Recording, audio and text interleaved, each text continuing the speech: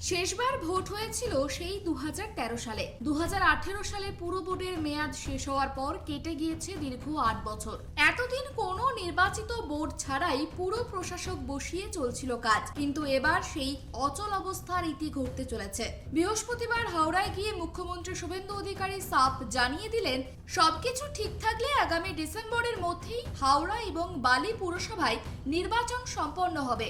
গণতন্ত্রে জনগণের অংশগ্রহণের মাধ্যমেই যে পুরসভা সুষ্ঠু পরিষেবা দিতে পারে সেই কথাই মনে করিয়ে দেন মুখ্যমন্ত্রী।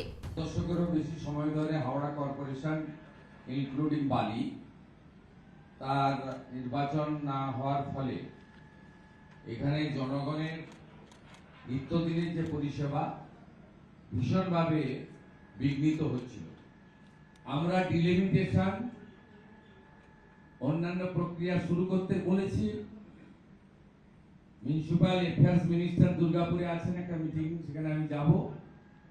সবার সঙ্গে আলোচনা করে আমরা প্রাথমিকভাবে যেটা বলতে পারি, আমরা রাজনৈতিক দল গণতন্ত্রে বিশ্বাস করি। আমরা মনে করি পৌরসভা কর্পোরেশনে জনগণের অংশগ্রহণের মাধ্যমে নির্বাচন ছাড়া প্রকৃত পরিষেবার স্বাদ মানুষ পেতে পারেন না। তাই আমাদের বিশ্বাস, আমরা ডিসেম্বরের মধ্যে সব ঠিকঠাক থাকলে ডিলিমিটেশন ইত্যাদি ইত্যাদি আমরা গণতান্ত্রিক পৌর বোর্ডের হাতে হাওড়া কর্পোরেশন এবং বালি তুলে দিতে পারব।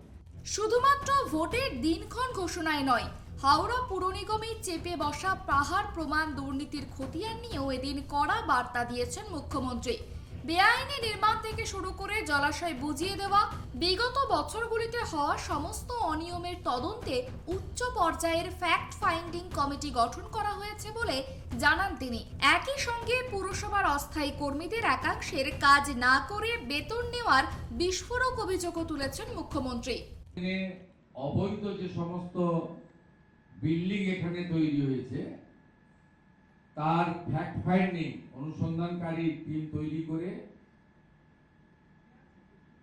যতগুলো জলাশয় বুঝিয়ে দেওয়া হয়েছে তার বিকল্প জলাশয় তৈরি করার পরিকল্পনা থেকে শুরু করে আমাদের অন্যান্য যে সমস্ত নীতি বিরোধী দুর্নীতি সম্পর্কিত যে সমস্ত কাজ করেছেন কিছু বিল্ডার্সরা, সেই বিষয়ে আমরা আলোচনা করে তদন্ত করার ব্যবস্থা করেছি। এখন দেখার সমস্ত আইনি ও ডিলিমিটেশন প্রক্রিয়া শেষ করে ডিসেম্বরের ডেডলাইনেই হাওড়া ও বালির মানুষ নিজের গণতান্ত্রিক অধিকার প্রয়োগ করতে পারবেন কিনা। Bureau report, KTV Bangla.